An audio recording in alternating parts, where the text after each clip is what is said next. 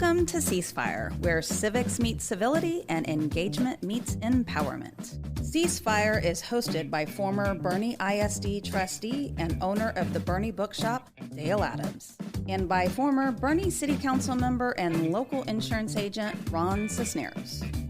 Ready, aim, ceasefire. Good morning, Kendall County. This is Ceasefire. My name is Dale Adams. And I'm Ron Cisneros. And we're here to wish you a happy St. Valentine's Day. And today we are going to talk about what is love. Oh, no. Yeah. I hope you remembered. I better get my wife in here. I have no idea. What is love? Let's get an expert. Well, I heard you on the radio saying you love Bernie radio. I do love Bernie radio. And that's a type of love. Yeah. Oh, man. You know, I've never heard myself on Bernie, well, other than the show. I've never heard the little things that I've done where I don't even remember what band. I think it was Led Zeppelin or the Beatles. I'm Ron Cisneros, and I love Bernie radio. Yeah, I do love Bernie radio, but I don't love Bernie radio like I love Cat. Good point. There are different types of love. There sure are. In fact, the Greeks, I think, came up with like 7 or 8 of them, right? And they had all special Greek names for them. Oh, my gosh. Leave it to the Greeks to go and complicate things, right? All they did was sit around and think about things. Oh, man. I'm struggling just to get a grasp of the first one. And I thought, well, I'll sit down with an expert today, and he'll tell me. Okay, I don't know where you're going to find that expert. It's rolling, right? There we go. Yeah, he's got it. Oh man! See, 3 guys in a room. This was doomed from the start. Yeah. We should have had a guest. We should have, right? Yeah. Be a good time to call in a pastor or somebody. Yeah. All right. So what is love? Give me one of the 7. Okay, I'll give you the first one that a lot of people think about. Is Eros. That's the sexual love, which the Greek came up with as passionate love, romantic love, that type of thing, which is what a lot of people think about. And Valentine's Day sometimes sort of revolves around that. All right. So that's pretty commonly known. But there's also what's called Philia love. Has anybody ever been to Philadelphia? City of brotherly love? I've been there. Yeah. So that's like friendship. So I can say, I love you, man. Yeah. You know, close friends. I got to say, I didn't feel that when I was in Philly. I think the name's worn off a little bit. It's just a name now. Sorry if anybody's from there. But they're definitely distinct, different types of love, but they can both be very deep and passionate. Mm-hmm. There's also what's called Storge love, and I've never heard that term before. I did a little bit of research here, and that's like familial love. That's like your kids. You love your kids. Over time, after Eros has been around for a while, you sort of feel this devotion to your wife or your parents or your cousins or whatever, but it's ties that bind. Even if you don't really like them, you still love them because they're family. And I thought we called that Stockholm Syndrome. There could be a connection there. Yeah, I think so. The drawing out of the Storge is how they get you to convert. You get accustomed to somebody being around. You don't really like them, but But that can be pretty deep. I mean, brothers frequently don't really like each other, and they fight all the time when they're growing up, especially. And yet, as they get older, or time comes to crunch, and one of them needs the other, they're there for them. Yeah. You know, honestly, that can be one of the most powerful forms of love. Is the love for a family. Mm-hmm. Should I keep going? Please, please. Another one is called Agape love, which is, they call it universal love, sort of love for strangers, nature, society. Christians used it a lot in talking about God's love. It's a little sort of a catch-all, I think. Sort of like when we say, I love to play guitar, or I love Bernie radio, or I love this community. It's not a relationship-based love necessarily, because it's about something or groups that aren't necessarily returning it consciously. So I'm not sure if I'd really call that a love, but I guess you could. We use that term that way sometimes. Right. Another one is called Ludus, which is playful or uncommitted love. And I'm not sure about that one either. That just sort of is. Yeah, I'm not familiar with that. Playful, but not. Yeah, I guess it's sort of things like people love to tease each other. It's sort of like Philia, friendship love. But I guess it's a little more intimate than that, but it's not even familial or Eros or anything like that. So you said playful, non-committed love? Yeah, it's... Oh, that's college life. Now, see, I think that... There you go. Okay, that's what it is. Okay. You just needed a modern definition. Which also seems to me like just delusional love. I mean, it's not real love, but playing at love, maybe. Maybe that's what it is, playing at love, pretending to love. Pragma, which is... This article described as practical love, which would be like loyalty. Arranged marriages, people, they used to have arranged marriages, and they would fall in love over time. They didn't know each other at first, but they'd become deeply connected. And they did it for practical reasons, because they were creating a family together, or for political reasons or something like that. Or maybe a love for a soldier for his commander. You know, it's a loyalty kind of thing where you're just devoted to him based on the fact that you have a connection, and you build that loyalty from that afterwards. And then the final one, which is Philautia, self-love, which I have a problem with this because I don't really believe in self-love exactly, but that's sort of people that love themselves. And they talk about how that can be good. I tend to think it focuses more on narcissism, so I'm not big on it. Right. But that's the 7 that I have listed.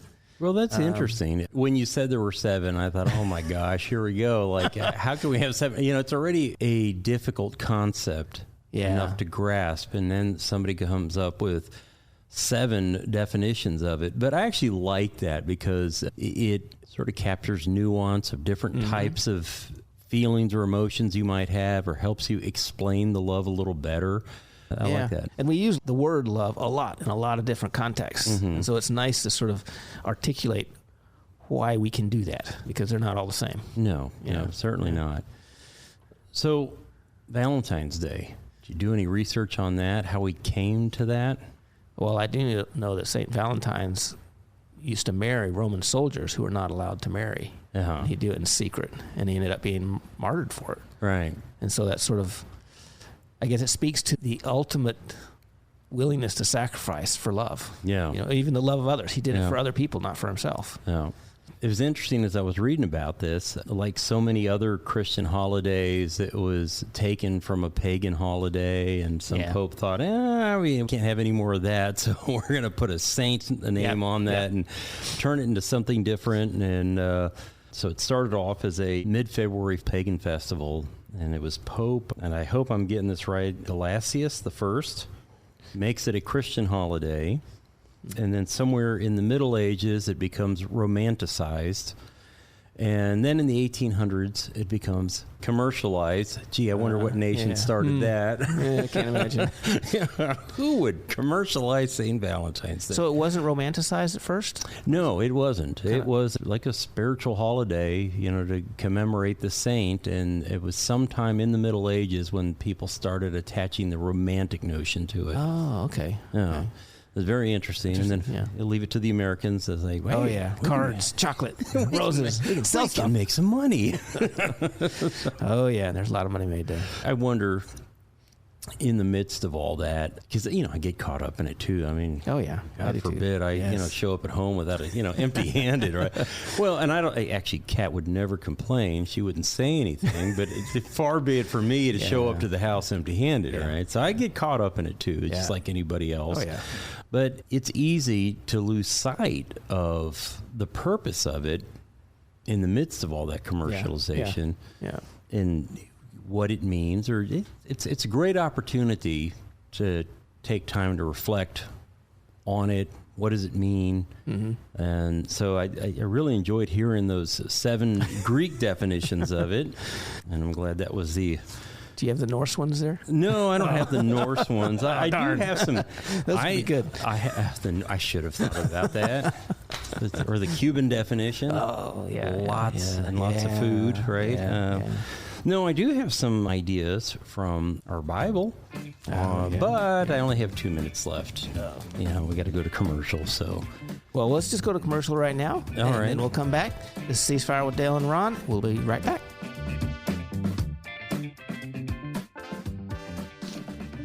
Bernie has its own bookshop. In fact, it's called the Bernie Bookshop. Hi, I'm Dale Adams, inviting you to get lost. Get lost in a good book in our relaxed and casual atmosphere. We have a wide and eclectic selection in the Bernie Bookshop, and we pride ourselves on finding what you're looking for. We do author meet and greets, host writing workshops, and can connect you with a good book club. And your young ones will absolutely love our kids section at the Bernie Bookshop. And while we want you to get lost, we're easy to find, as we're in the heart of Bernie at the back of the Richter Tavern building. We are the Bernie Bookshop.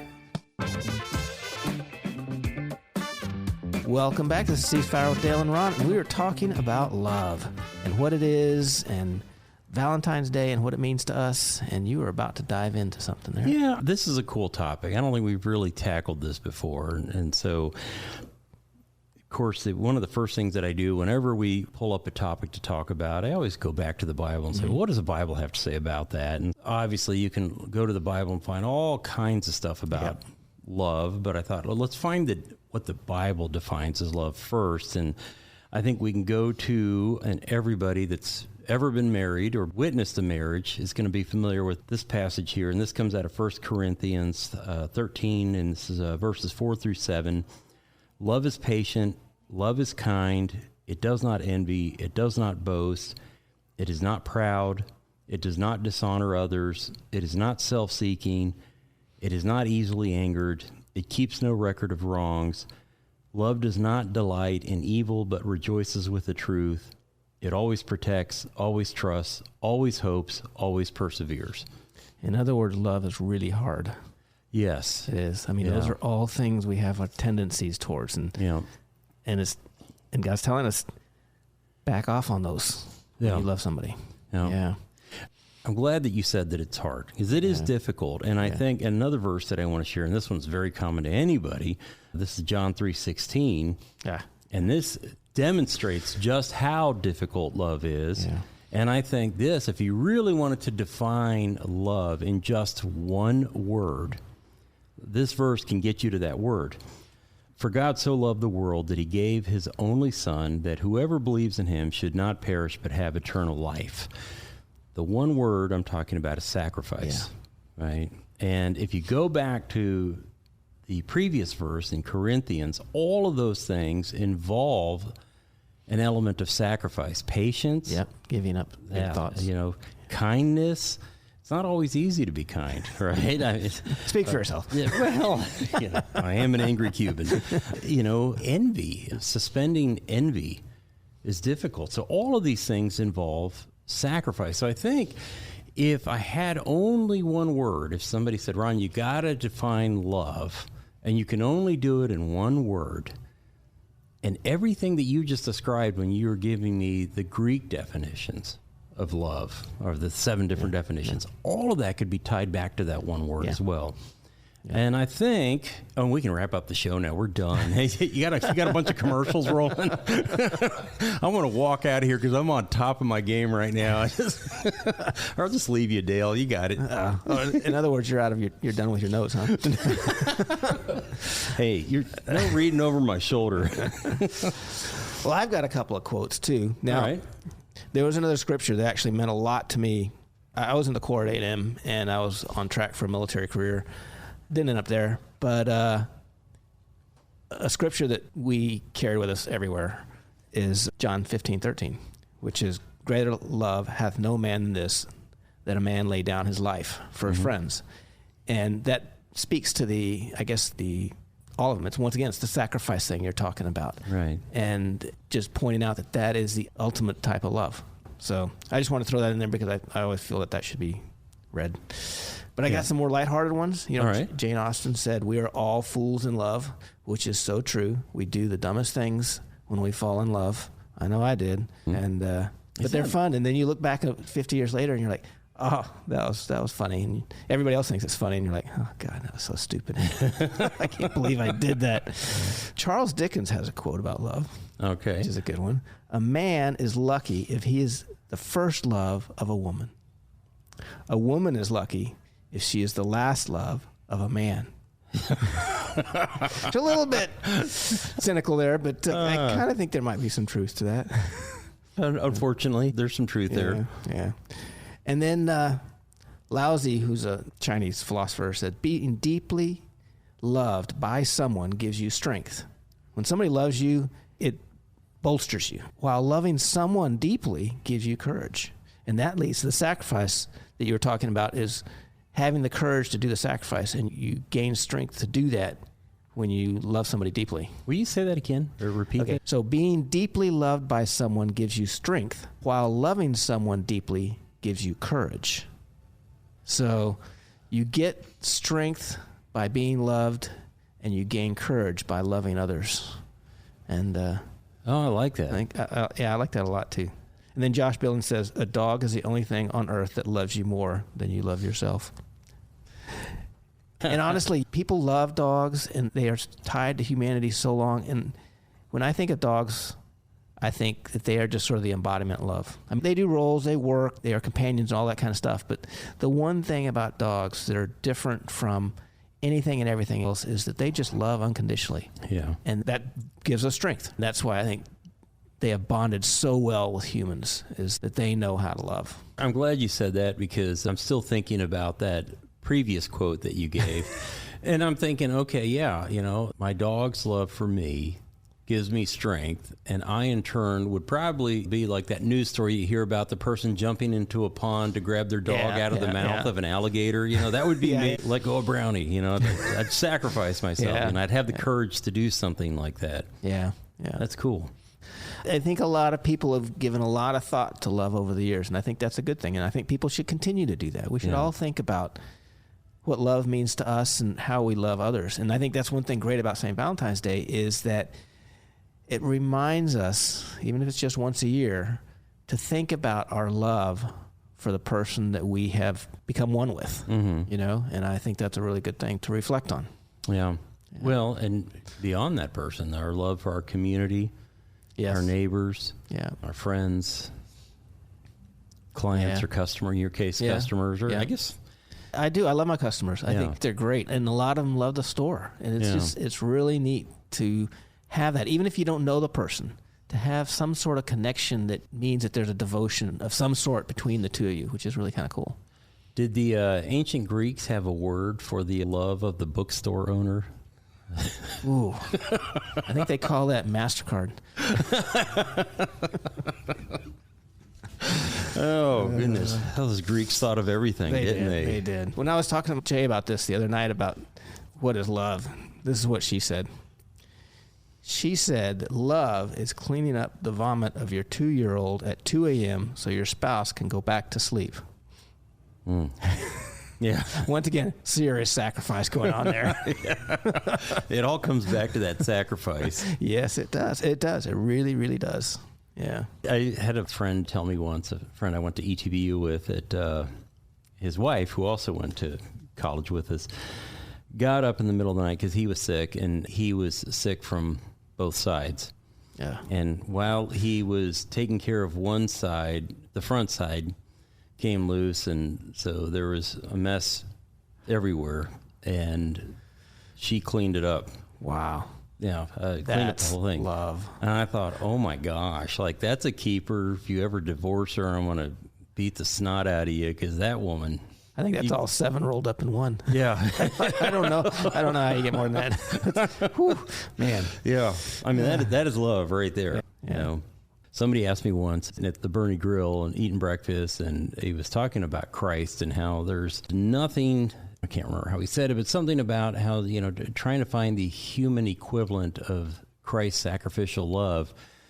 And I jokingly said, Mom, but I realized as soon as it came out of my mouth, like that is probably the closest thing on earth that most of us experience to sacrificial love, like that ultimate sacrifice. The moms are there to clean up the vomit. Yep. Clean up the poo, And if things get bad, mothers sacrifice anything and everything for their kids. It's a tremendous display of love. So it's not Mother's Day yet, but big applause for the moms out there. We also went through some different terms of love: puppy love, stolen love, unflinching love, unrequited love.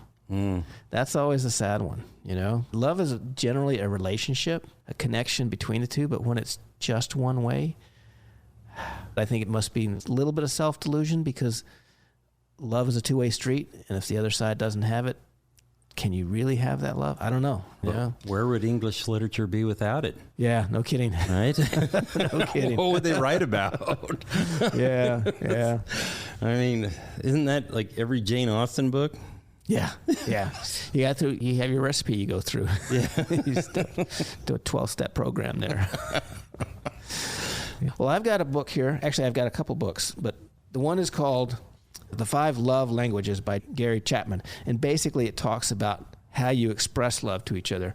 And it's a neat little book. It's a short book, but it just talks about when you love somebody, these are different ways that you express that. Words of affirmation, the quality time you spend together, giving and receiving gifts, acts of service, things like that.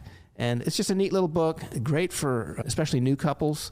But he's also written other books like The 5 Love Languages for Children, 5 Love Languages for Singles edition. I'm not sure exactly where that goes, but maybe that sort of helps you going in the right direction. I don't know. But a neat book. We've got them at the Bernie Bookshop. Of course. Where else? Nowhere else. I love the Bernie Bookshop. I ran across another thing by a psychologist, I guess, Sternberg, who has 3 components of love in his triangular theory of love, and he calls them intimacy, passion, and commitment. And he's got this triangle that when you combine the 2, intimacy and commitment, then you have companion love. When you have commitment and passion, you have fatuous love. I'm not sure what that is, actually. I didn't research this enough. Oh, no. But he tries to tie together 3 sort of types of love to encompass all the other types of love, like the 7 that we went through before. He's trying to connect those and say there's similarities and crossovers between the 2. And that's kind of interesting. I think it's neat that people are still trying to analyze and figure out love. Yeah. There's a command, love each other as I have loved you. And again, that goes back to the sacrifice thing. Have you ever thought about just how difficult that is? I have. Whenever I hear that, I'm like, or read it, I think, I can't do that. Because for starters, God's love is so overwhelming and pure that I'm not that pure. Right. And I don't know how I do it. I try, and I equate it to parental love. And so I try and think of my love for others in a parental fashion in that way. I think it's an aspirational command. I don't think it's something I could actually do. Right. I'm remembering that episode we did on mindsets. I think you could do it, Dale. You're just not trying hard enough. Okay, I'll keep trying. Well, I think that's the idea, is that we are imperfect. Yeah. We do have hatred within us and anger and all these other problems, and yet we're commanded to love, right? And so I think God knows we're going to fail.